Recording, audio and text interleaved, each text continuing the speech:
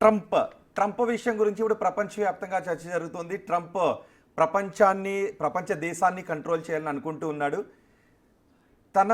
తను వ్యతిరేకించే దేశాలతో ఏదైనా వ్యాపార లావాదేవీలు చేస్తే అది మిత్ర దేశం అయినప్పటికీ కూడా అధిక బాధాలని అనుకుంటూ ఉన్నాడు. ఏకంగా 500% సుంకాలు విధిస్తామని అంటున్నాడు రష్యాతో ఎవరైనా ఆయిల్ దిగుమతి చేసుకుంటేనని. దీనిపైన ఇప్పుడు మనం మాట్లాడబోతున్నాం.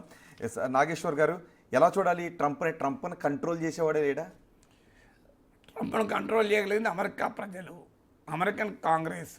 ఆ ప్రయత్నాలు కూడా జరుగుతున్నాయి. అమెరికన్ కాంగ్రెస్లో ఏకంగా ఒక బిల్లే పెట్టారు. సో ఇలా టారిఫ్లు విధించేలా లేదా ఇతర దేశాలపైన యుద్ధాలు చేసేలా రాష్ట్ర అధ్యక్షునికి అధికారాలు లేవు అని. ఎందుకంటే that is only the powers of the Congress. ఒక దేశం పైన యుద్ధం ప్రకటించాలన్నా అది కాంగ్రెస్ నిర్ణయం. అందుకే ట్రంప్ చాలా జాగ్రత్తగా ఇరాన్పై జరిగిన మిలిటరీ దాడిని యుద్ధం అని అనలే. యుద్ధము అంటే ఖచ్చితంగా కాంగ్రెస్ ఆమోదం ఉండాలి. అలాగే ఇప్పుడు టారిఫ్లను విధించేది కూడా కాంగ్రెస్కున్న అధికారం. ట్రంప్ ఎగ్జిక్యూటివ్ ఆర్డర్ల ద్వారా ఈ పని చేస్తున్నాడు.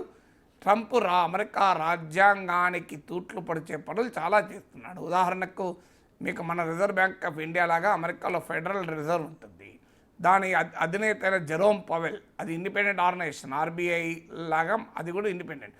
కానీ రోజు ఆ జెరోమ్ పవెల్ని అటాక్ చేస్తున్నాడు. అమెరికన్ సెంట్రల్ బ్యాంక్ అటానమీ పైన అటాక్ చేస్తున్నాడు. మీకు కాలిఫోర్నియా లాస్ ఏంజల్స్లో మీకు జరిగిన అల్లర్లు చూసాం.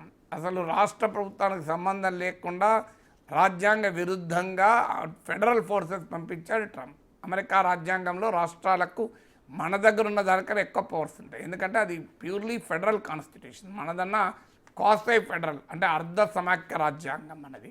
క్వాసై ఫెడరల్ వాళ్ళది ప్యూర్లీ ఫుల్లీ ఫెడరల్ కాన్స్టిట్యూషన్. అయినా కూడా ట్రంప్ వ్యవహరిస్తున్నాడు. అందువల్ల ట్రంప్ మీద ఇప్పటికే కోర్టులో కేసులు ఉన్నాయి. ట్రంప్కి అధికారాలు ఉన్నాయా? సెంట్రల్ బ్యాంక్ గవర్నర్ను తీసేసే అధికారం ఉందా? అలాగే ఒక రాష్ట్ర ప్రభుత్వ అనుమతి లేకుండా ఫెడరల్ ఫోర్సెస్ పంపించే అధికారం ఉందా? ఒక దేశం పైన వాణిజ్య యుద్ధం జరిపే అధికారం ఉందా? ఒక దేశం పైన మిలిటరీ యుద్ధం జరిపే అవకాశం ఉంది? ఇదంతా అమెరికా కోర్టుల్లో నలుగుతున్నాయి, అమెరికా కాంగ్రెస్లో నలుగుతున్నాయి, అమెరికన్ పాలిటిక్స్లో నలుగుతున్నాయి. అవి తేలేదాకా ట్రంప్ ఇలాగే వ్యవహరిస్తాడు. ట్రంప్ లాగానే వ్యవహరిస్తాడు కదా. అంటే రష్యా నుంచి ఆయిల్ కొనుగోలు చేస్తే 500% సుంకాలు మేము విధిస్తామని అంటున్నారు. దీంతో భారత్ కూడా ఇబ్బంది పడే పరిస్థితి వస్తుందా? అసలు ఈ ట్రేడ్ వార్ ఎక్కడ వరకు దారితీసే అవకాశం? అంటే తప్పనిసరిగా వస్తుంది. ఎందుకు వస్తుంది అంటే లాస్ట్ మంత్ భారతదేశం దిగుమతి చేసుకున్న ఆయిల్లో 43% రష్యా నుంచి దిగుమతి చేసుకున్నాం. ఎందుకంటే రష్యా పైన శాంక్షన్స్ ఉండడం వల్ల అక్కడ నుంచి మనకు చౌకగా ఇంధనం వస్తుంది. అందువల్ల ఒక జూన్ మంత్లో మీకు 43% of our India's crude oil imports are from Russia. అందువల్ల ఎందుకున్నది ఇంపాక్ట్ ఖచ్చితంగా ఉంటుంది. అయితే ట్రంప్ ఏం చేస్తాడో ఎవడూ తెలియదు. 500% అమలు చేస్తాడన్న గ్యారంటీ ఏం లేదు. చైనా పైన అడ్డగులుగా సుంకాలు 240% ఎంతో అన్నాడు, మళ్ళీ తగ్గించాడు. సో ట్రంప్ ఏ క్షణంలో ఏం చెప్తాడో తెలియదు.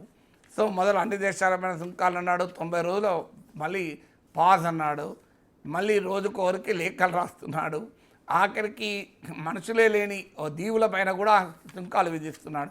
ఆస్ట్రేలియాకి చెందిన ఒక ఐలాండ్లో అసలు మనుషులే ఉండరు, అక్కడ కూడా విధిస్తున్నాడు. అలాగే ఆస్ట్రేలియాకి చెందిన ఇంకో ఐలాండ్లో 2000 మంది ఉంటారు, దాని పైన కూడా సుంకాలు విధించాడు. అసలు మీకు కేవలం 180 మిలియన్ మడగాస్కర్ కంట్రీ ఉంది. ఆ కంట్రీతో అమెరికా టోటల్ ట్రేడ్ $180 మిలియన్, అంటే 0.002%. ₹1000 ట్రేడ్ చేస్తే 2 పైసలు. సో దానిపైన కూడా 25% సుంకాలు విధించాడు. లిబియాతో అమెరికా టోటల్ ట్రేడ్ $2 బిలియన్, అది 0.02%, అంటే ₹100 ట్రేడ్ చేస్తే 2 పైసలు. సో దానిపైన 30% టారిఫ్ విధించాడు. సో అందువల్ల ట్రంప్ విధించేటువంటి దానికి లెక్కే లేదు. ఇప్పుడు బ్రెజిల్ పైన మీకు 50% టారిఫ్ విధించాడు. అసలు బ్రెజిల్తో అమెరికాకు ట్రేడ్ డెఫిసిట్ లేదు, ట్రేడ్ సర్ప్లస్ ఉంది. అమెరికా $49 బిలియన్ బ్రెజిల్కి ఎక్స్పోర్ట్ చేస్తే బ్రెజిల్ నుంచి అమెరికా ఇంపోర్ట్ చేస్తున్నది $42 బిలియన్, $7 బిలియన్ ట్రేడ్ సర్ప్లస్ ఉన్నది. ట్రేడ్ డెఫిసిట్ ఉంటేనే టారిఫ్లు విధిస్తా అన్నాడు. ట్రేడ్ సర్ప్లస్ ఉన్న బ్రెజిల్ పైన కూడా విధిస్తాడు.